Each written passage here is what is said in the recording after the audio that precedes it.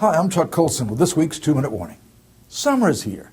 Great time to get away and leave the rat race behind, even if it's just for a day or two.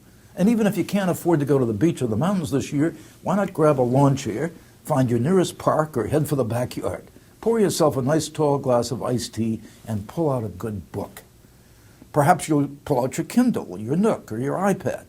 But the point is, it's time to recharge the batteries of our intellects and our imaginations. That this time for recharging is so important. It's so precious. I beg you, please approach your summer with a degree of seriousness. It's not time to empty your mind. It's time to fill it with good things. As Paul tells us in Philippians, whatever is true, whatever is noble, whatever is right, whatever is pure, whatever is lovely, whatever is admirable, if anything is excellent or praiseworthy, think about such things.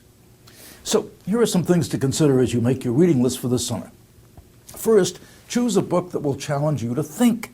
The best thing in the world for learning how to reason is to read. Be conscious of what the author is trying to tell you. If you're reading a good history, don't just focus on the facts. Try to dig out why things happen. What motivated individuals or nations to behave the way they did?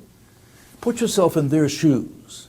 I wonder what you might have done if you were holding the line, waist deep in snow at the Battle of the Bulge. Or picture yourself with Lewis and Clark overlooking the Pacific Ocean at the end of a long voyage.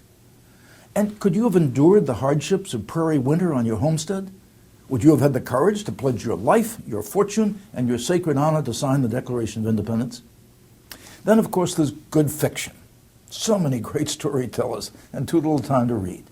But even here, don't approach fiction as pure entertainment.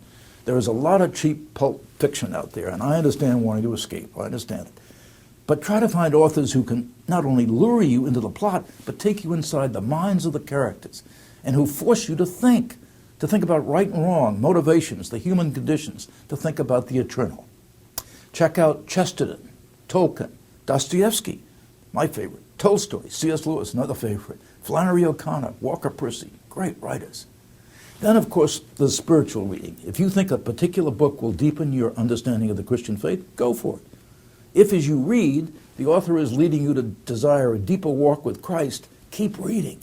You can't go wrong when you read Augustine, John Stott, Tim Keller, Calvin, Richard John Newhouse, and again, C.S. Lewis, and so many more. So where to start? First, go to colsoncenter.org and see my list of recommended books. I'm confident you'll find something there to entice you. Second, think about your children. What are they reading this summer?